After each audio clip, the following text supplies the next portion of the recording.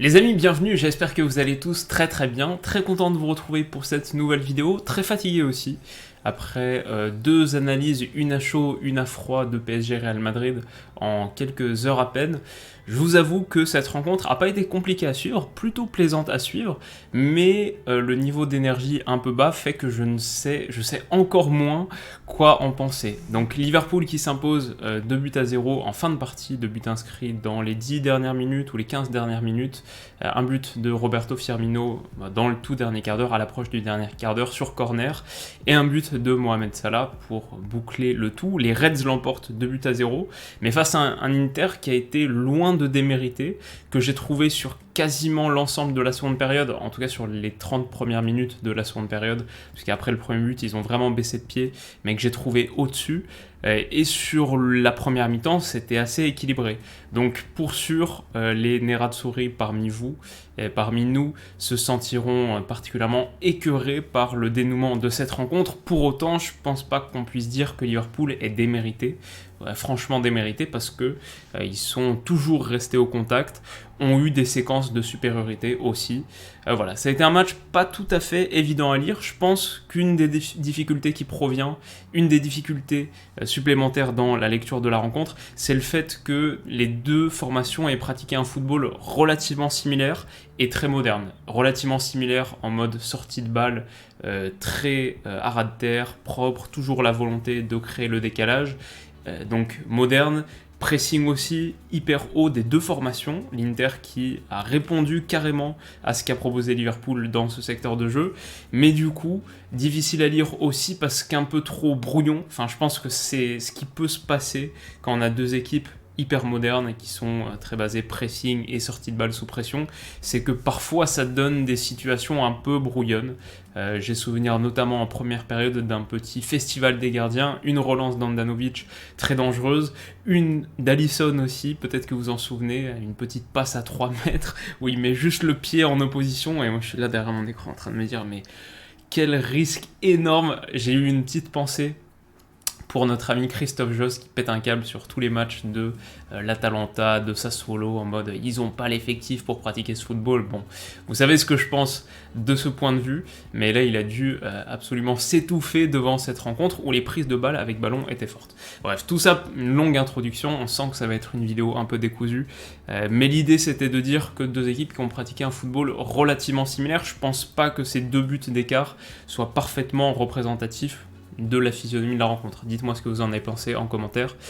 Mais personnellement, et pour lancer notre première partie, j'ai trouvé un Inter assez bon, assez intéressant, courageux à la relance, comme on l'a souligné, mais très énergique au pressing aussi, avec des gars postés très haut, beaucoup d'intensité dans les courses, le porteur toujours harcelé, mis sous pression, et une pression que Liverpool n'a pas régulièrement réussi à battre.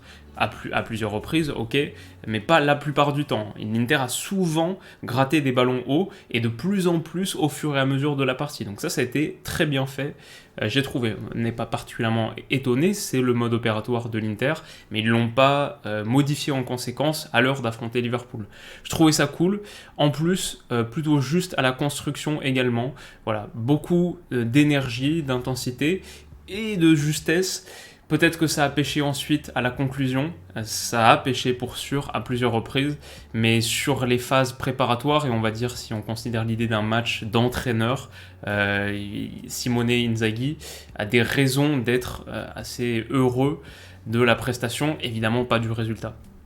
Donc c'est ce que je me suis mis, petit bémol, et même bémol important à l'heure de constater le score final, c'est une faiblesse dans le domaine aérien, sur le volet défensif. C'est ce que j'ai trouvé à plusieurs reprises, sur coup de pied arrêté défensif, mais pas que. Sur la plupart des centres, j'ai trouvé que les joueurs de l'Inter étaient vraiment mis à mal. Peut-être un petit déficit de taille, ou en tout cas de qualité dans ce domaine, mais si on se souvient, si on se remémore par exemple le coup de tête de Sadio Mané en première mi-temps qui passe juste au-dessus, et puis ensuite les deux buts sont à la conclusion, bon le but sur corner de Firmino, la tête sur corner, très bien croisée, mais le second but aussi, et à la conclusion, c'est la conséquence d'un duel aérien perdu dans la surface de réparation, et ça il y en a eu beaucoup. Apparemment selon les stats, l'Inter a remporté plus de duels aériens que l'Inter, mais de mon point de vue, pas dans les bonnes zones, parce que dans la surface de réparation, sur ce domaine aérien défensif, ils ont été mis à mal. Je ne sais pas à quel point c'est une faiblesse structurelle et récurrente de l'Inter, ou à quel point Liverpool est fort beaucoup plus que la moyenne dans ce domaine, mais ça m'a marqué. Et en tout cas, ça a conduit à ce score. Puis il manquait aussi le dernier geste et la réussite. Si le tir de Çalhanoğlu, au lieu de s'écraser sur la barre, va au fond, peut-être que ça altère encore davantage la physionomie, même si ça c'était en fin de première période. Et au retour des vestiaires, l'Inter a été très bon. De la 45e à la 75e minute, c'était vraiment d'assez loin la meilleure équipe sur le terrain, et si on voyait un but venir, c'était plutôt pour eux. Maintenant, on dit tout ça, ils n'ont pas créé un énorme volume d'occasions non plus. Je pense il est possible qu'on se laisse un peu orienter par certaines situations qui n'ont même pas créé un tir à proprement parler. Je pense à ces centres qui sont très dangereux mais qui ont été bien coupés dans la surface par Liverpool. Je pense à ces mouvements d'Edin Dzeko qui décale un partenaire, mais à nouveau centre coupé, parfois un petit peu trop généreux dans ses initiatives. Il y a aussi son but marqué en partant à la limite du hors-jeu. Et à nouveau, on va jeter quelques fleurs à la défense de Liverpool, mais à nouveau là, ils ont très bien joué le hors-jeu, ce qu'ils font très bien. Donc voilà, un peu de manque de réussite, mais peut-être qu'ils auraient pu créer encore plus de volume, parce qu'au final, il n'y a qu'un tir seulement, et il n'y a que 9 tirs seulement, pardon, un tir sur la barre transversale, mais aucun tir cadré sur les 9. Donc forcément un petit manque de justesse dans le dernier geste. Voilà grosso modo pour l'Inter. Si on doit parler de Liverpool, j'ai envie de dire quasiment pareil, un petit peu moins de situations importantes générées, je trouve, à part les buts en fin de match, mais sur une bonne partie, Liverpool a été assez pauvre dans sa production. Maintenant, un peu pareil dans le sens où ils ont pratiqué un football intense, ont cherché à presser et l'ont réussi à plusieurs reprises, surtout en première période. Se sont pas trop mal sortis de la pression. L'Inter a gratté des ballons hauts, mais il y a eu aussi des moments de relance intéressants de Liverpool qui a ensuite pu attaquer la moitié de terrain adverse. Voilà, j'ai trouvé que ça a été assez équilibré de ce point de vue-là. Les deux équipes ont cherché grosso modo à faire la même chose et l'ont grosso modo réussi dans les mêmes proportions. Pas de quoi à nouveau avoir un écart 0-2. Mais peut-être que là où il faut donner beaucoup de crédit à Liverpool, c'est qu'ils sont toujours restés dans le match, après pourtant une entame de seconde période assez compliquée, et qu'ils ont su finir leurs occasions, et qu'ils ont un réservoir de qualité individuelle hors norme, qui sont capables de générer des choses à partir de pas grand-chose, et que surtout, ils ont très très bien défendu leur surface. Je pense que dans mes 3 tops, j'ai envie de mettre Konaté, Van Dijk et peut-être Robertson ou Alexander-Arnold. J'ai trouvé que la défense de la surface, les centres coupés, les actions repoussées, Van Dijk en 1 contre 1 absolument imbattable, notamment une situation où Lautaro Martinez ose même pas tenter le crochet alors qu'il y a 30 mètres d'espace dans le dos de Van Dijk sur un 1 contre 1 très haut sur le terrain. Liverpool a très très bien défendu son dernier tiers, même s'ils se sont retrouvés parfois dans des postures compliquées à manœuvrer, mais ils ont été très bons. Donc ça, c'est ce que je soulignerai. Et peut-être, pour finir sur Liverpool, la bonne entrée de Luis Diaz, qui a été percutant, tranchant, qui a apporté le petit supplément de bagage offensif qui manquait peut-être à Liverpool, le souffle en plus. Notons aussi que les changements de Jürgen Klopp sont bons. L'entrée de Firmino à la mi-temps pour Diogo Jota, décisif. Voilà. Bonne entrée de Luis Diaz, entre autres. Bons ajustements en cours de match de Jürgen Klopp. Sur mes tops, du coup, j'ai parlé de la ligne de défense de Liverpool. Je les mettrai tous dedans.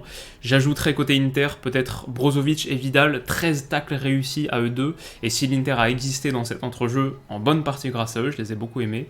Et puis peut-être Çalhanoğlu et Perisic, surtout en première période.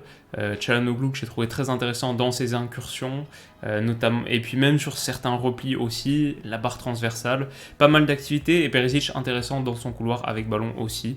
Voilà, beaucoup de joueurs ont fait plutôt un bon match. Il y a eu quelques flops aussi, je mettrais Lautaro Martinez qui touche 16 ballons, qui a eu très peu d'impact positif, et puis peut-être Harvey Elliott, qu'on n'a pas beaucoup vu, et qui est sorti en première période, qui est sorti à la mi-temps, qui n'a pas touché beaucoup de ballons non plus, mais voilà, c'est en étant un petit peu sévère et il n'y a rien eu de trop dramatique non plus. En tout cas, mon œil fatigué l'a peut-être pas perçu. Dites-moi ce que vous en avez pensé en commentaire. J'ai quand même trouvé ce match intéressant, je suis déçu du résultat dans le sens où je pense qu'un court succès de l'Inter ou un match nul un partout aurait peut-être davantage reflété en tout cas une portion de la physionomie du match et surtout surtout, nous aurait offert un match retour plus intéressant. Moi, je suis très friand de voir Liverpool arriver à Anfield avec un écart de but à remonter. Alors que là, en arrivant déjà à 0-2, bon, il y a de bonnes chances que ce soit déjà plié. Donc dites-moi ce que vous avez pensé de cette rencontre, dites-moi tout ça en commentaire. Si ce débrief à chaud vous a plu, n'hésitez pas à mettre un petit pouce bleu. On n'aura pas d'analyse à froid de cette rencontre demain comme j'ai pu le faire pour le match du Paris Saint-Germain aujourd'hui. Si vous n'avez pas vu cette vidéo, je vous la conseille, 25 minutes d'analyse tactique en live avec plein d'images, de schémas, etc. Ça m'a plutôt plu et vous aussi j'ai l'impression. Donc merci pour votre soutien là-dessus.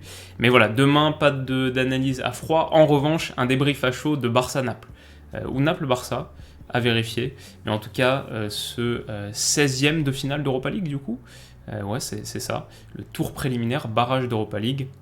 On regardera ça avec plaisir et vous aurez un débrief dans la foulée.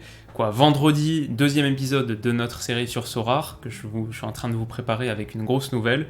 Et samedi, analyse atypique. J'ai renommé un petit peu les playlists sur la chaîne, n'hésitez pas à aller regarder ça. Analyse atypique, un peu classique Willou, qui, je pense, va vous plaire. Sujet original et bon, moi j'ai beaucoup aimé faire les recherches dessus. On se retrouve dans quelques jours pour tout ça, demain pour Barça-Naples, etc. D'ici là, comme d'habitude, prenez soin de vous et de vos proches, passez une bonne soirée, une bonne fin de semaine. On se dit à demain, bisous.